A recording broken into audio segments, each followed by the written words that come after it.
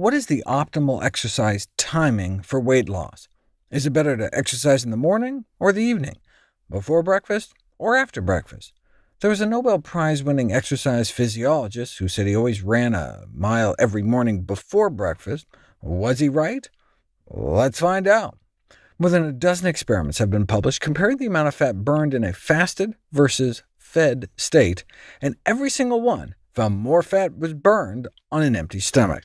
On average, a single bout of low to moderate intensity activity before a meal burned off 3 grams more fat than the same amount of exercise after a meal. That's about 3/4 of a pat of butter's worth of fat, enough to improve insulin sensitivity. Same amount of exercise, but more fat loss, all because of timing. Now, just because you burn more fat while you're exercising doesn't necessarily mean you end up with less fat at the end of the day. Maybe your body offsets the extra fat loss that occurs during exercise with a little extra fat storage when you finally do eat, balancing it out. Researchers in Japan set out to investigate the possibility that your body makes up for it later by measuring 24-hour fat balance after 100 minutes of running, either before breakfast or after lunch.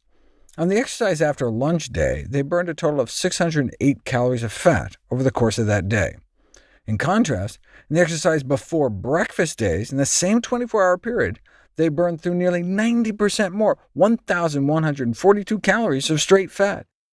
So the next day they woke up with about a quarter cup of fat less after the same amount of exercise. That's remarkable. What about just something like walking, 60 minutes before breakfast, after lunch, or after dinner? Over the 24 hours they exercised in the evening, 432 calories were burned off. On the afternoon exercise day, they burned off 446 calories of fat. They also had a control day with no exercise at all, and on that day they burned through 456 fat calories. That's disappointing. It's like they never walked at all. But the same amount of exercise before breakfast resulted in 717 calories of fat loss. Over the course of the day, timing matters, so much so that when it comes to an hour of walking, exercise increases 24-hour fat burning only when it's performed before breakfast. Here's the fat balance graph with no exercise. You can see the fat storage bump up at breakfast, lunch, and supper before slowly coming back down overnight. Exercise in the afternoon or evening and end up with more fat than not exercising at all, but exercise in the morning, and at least your fat balance comes back to baseline. All such similar studies on both men and women show we burn through more fat on the days we exercise before rather than after eating. After reading the chronobiology chapter, though, or watching my chronobiology videos, an alternative explanation may spring to mind. Maybe it's just a morning thing. Maybe it has nothing to do with meals, and your circadian rhythm is just dictating the difference. No, exercising in the morning after breakfast appears no better than exercising in the evening after dinner. And exercising before breakfast works better than immediately after breakfast, both still in the morning. It really does seem to be a pre- versus post-meal effect. But why? Carbohydrate is the preferred fuel of the body. When you eat sugars or starches, they get broken down and converted into blood sugar. After a meal, blood sugars rise, and your muscles are quick to snatch it up for fuel without having to rely much on your energy stores. If you instead take a siesta and your muscles have no immediate need for energy, the excess blood sugar from a meal can be stored in our muscles in the form of glycogen for later use. Glycogen is just a bunch of blood sugar molecules strung together into a mass of branches that can be broken off and used for quick bursts of energy anytime we need them. If you exercise after a meal, your muscles can siphon off some of the extra blood sugar floating around for energy. Before a meal, your muscles have to instead resort to dipping into your energy stores and end up burning mostly a combination of glycogen and fat.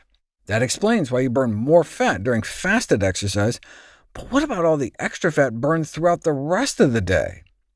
Glycogen is more than a store. Glycogen isn't just an energy reserve, but acts as a sensor capable of activating metabolic pathways. Exercising before breakfast can exhaust as much as 18% of your glycogen stores, and that depletion can act as a powerful rallying cry to your fatty tissues to start pulling more of their own weight by breaking down more fat. The lower glycogen stores fall, the greater the sustained 24-hour fat loss. How long do you have to go without food in order to trigger this effect? 6 hours may be sufficient, so it doesn't have to be before breakfast.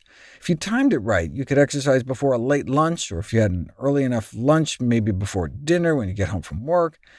If exercise in a fasted state isn't possible, does it matter what you eat? Insulin release after a meal appears to play a critical role in suppressing fat breakdown, explaining why lower glycemic foods, in this case muesli versus cornflakes, can have less of an effect. Lentils were identified as a promising option for maintaining athletic endurance, which can take a hit on an empty stomach, while maintaining more of the fat dissolution. Lentils are said to be unlikely to be consumed by the general population due to quote-unquote low palatability. They obviously haven't tried my mom's lentil soup. It's worth mentioning that although there's increased 24-hour fat burning exercising in a fasted state, the only way to see if this facilitates weight loss over time is to put it to the test, which we'll explore next.